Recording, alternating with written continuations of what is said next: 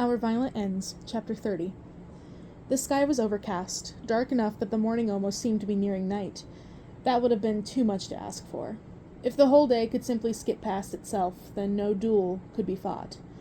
But here they were, standing by the Suhu Creek under clouds as plump and heavy as waterlogged laundry.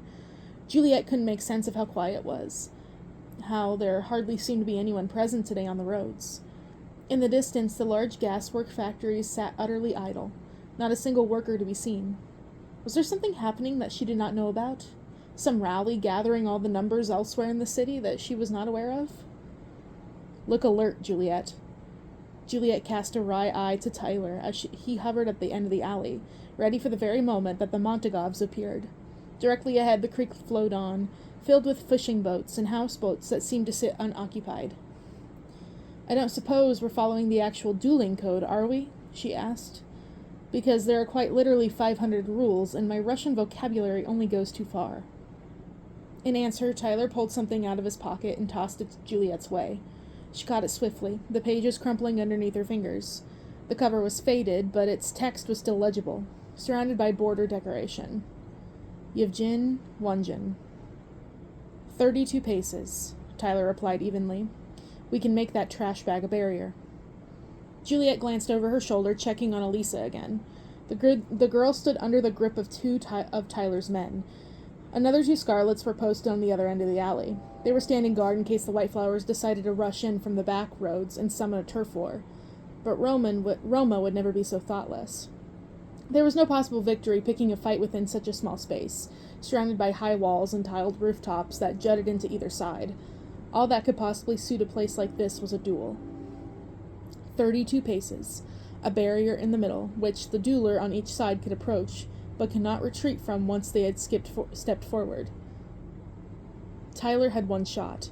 If he missed, Roma could compel him right to the barrier, and when Roma took his returning shot, there was only one outcome possible. At such proximity, Roma could only strike true. But that required Tyler missing first, and even at 32 paces, Juliet wasn't sure if it was possible.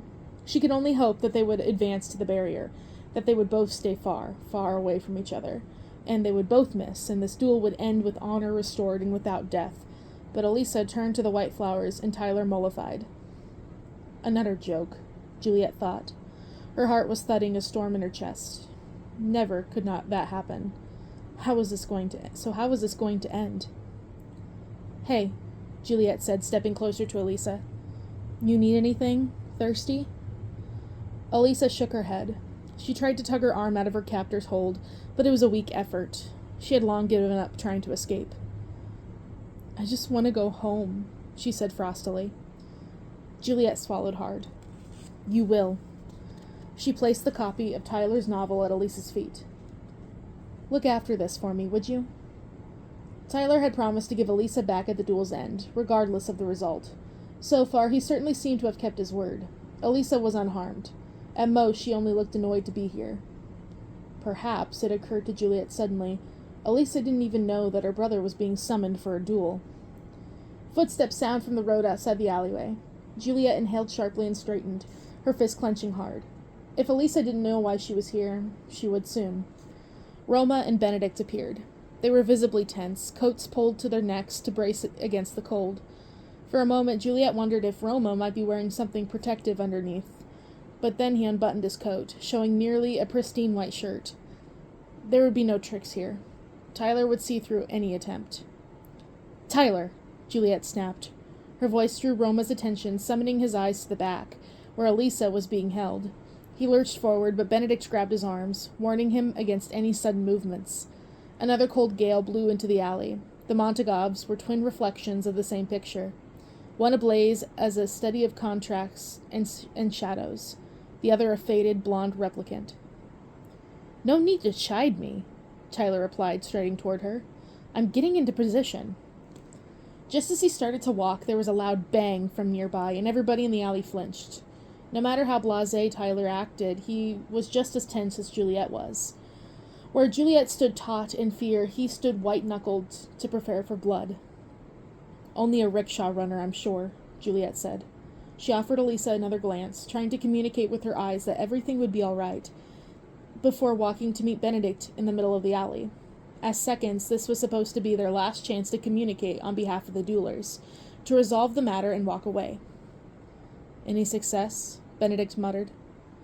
Juliet shook her head. "No luck. What about Roma?" "He won't back down." Knowing that they were speaking about him, Roma kept his gaze trained on Juliet. His expression was blank, revealing nothing. "Roma," Juliet whispered. He knew that he could hear her. Even if she mouthed every word, Roma could probably read it. "Don't do it." "I must," he said. There was no other argument. It was as simple as that. The blood feud was fated to run deep. Even Roma, who had hated the idea of it, couldn't resist its draw. It would pull him in, force him to kill. "Remember what you used to say," Juliet wanted to scream. "Astra inclinant sed non obligant." She remained still, her breath caught in her throat. Her heart was pounding, so loud that it had to be audible, so loud that it was all she could hear. But Roma only idly turned and took his position at the end of the alley, sparing no second glance at Juliet or Benedict. The moment Juliet turned on her heel and started to walk, Benedict snapped to attention too. He hurried to Roma and grabbed him by the elbow, hissing something that Juliet could no longer catch. With every 3 steps, she glanced over her shoulder, trying to make sense of what was happening. But each time, Roma did not look responsive. He only shook his head and brushed his cousin off. "Tyler," Juliet called. "Step behind me," Tyler replied.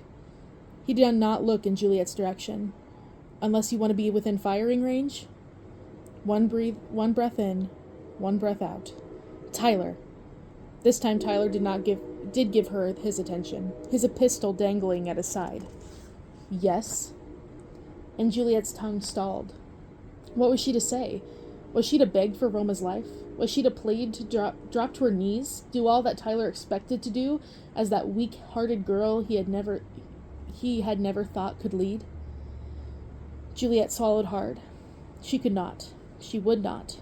She was the heir of the Scarlet Gang, heir of mobsters and merchants and monsters, each and every one of them, blood frothing at the mouth. She kneeled to no one. Tyler smiled.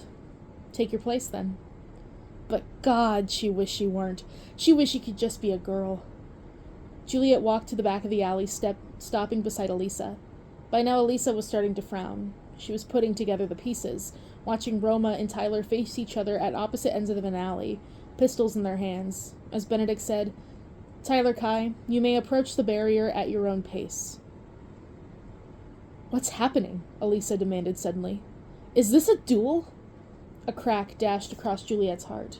She felt the gouge form like it was a physical sensation. "Don't look," Juliet said to Elisa. Tyler was walking far too fast. The fear of a Russian duel was that the first shooter would miss, that the closer they had approached the barrier for their own shot, and closer they were when it came to their opponent's turn. But Tyler did not seem to have the worry at all. Tyler kept going and going and going until he had closed in on the barrier entirely, his shoes stopping by the trash bag. "What do you mean, don't look?" Elisa shrieked. She was struggling, squirming like her life depended on it, doing everything in her effort to loosen the grip on the Scarlet's had on her. "He will kill him, Juliet! Tyler will kill him!" "Elisa Montagava!" Juliet snapped. "I said look away!" Tyler raised his gun, aimed. And just as Elisa started to scream, a shot rang into the early morning, as loud as the world ending. The scream ended abruptly. Tyler touched his chest, where a bloom of red was starting. Flowing faster and faster, Roma took a step back, his eyes widening, searching the scene before him. Because he had not made that illegal shot. Juliet had. Both her hands came down around her smoking pistol. There was no room for regret now. She had done it. She had done it, and she could not stop there. She turned, and with a sob choked on her tongue, she shot each and every one of Tyler's men before she could even comprehend what was happening. Bullets studding their temples, their necks, their chests. The moment they were all down, Juliet threw her pistol to the ground too. "Damn it, Tyler!" she screamed. Tyler turned around and looked at her. Really looked at her. He dropped to his knees, fell to his side, rolled to face the dark, dark sky. Juliet rushed forward. She had made the shot. All his men were dead, and yet still she reached out and tried to staunch his wounds as if she would be more despicable if she didn't try, as if there could possibly be any coming back from this. "Why did you have to keep pushing?" she cried. "Why couldn't you have just left it?" Tyler blinked slowly. It would have been easier if he had answered Juliet in hatred. It would have been easier if he had spat at her and called her a traitor, used any of the names that he never had any trouble labeling her with. Instead, he looked confused. Instead, he touched his weeping wound over Juliet's hand and pressed down, and when his fingers came back covered in bright scarlet, it was absolute incomprehension that marred his face, like he had never thought Juliet would hurt him this way. "Why?" he rasped. He might have been echoing her, but Juliet knew he wasn't. He was asking a question of itself. Juliet's hands came down harder, certain that if she just pressed enough, by sheer will she could close the wound, could stop the blood, could reverse the last minute of the world. But even if she did, the city's feud would still go on. "Because," Juliet said. Her voice was no louder than a bare whisper, yet in the quiet of the alley, with only Tyler's gasps, she was all that could be heard. "I love him. I love him, Tyler, and you tried to take him from me." Tyler exhaled. Something like a dry laugh shuddered from his lungs. "All you had to do," he said, "was choose your people." Juliet's jaw trembled. Nothing was ever as simple as my people and your people, but to Tyler it was. He thought himself capable of rising to the top, thought himself worthy of being the next heir, but all he could ever do in his 18 years was act off others from the top, tainted by the hate that ran like poison through their lives. How could she fault him for that? In that fleeting moment, Juliet closed her eyes and tried to remember a time before it all. A time when Tyler tossed her his apple before breakfast because she was hungry and her little fingers couldn't reach the fruit bowl. When Tyler climbed onto the roof of the house to fix the electrical wiring and was hailed a hero by the household staff.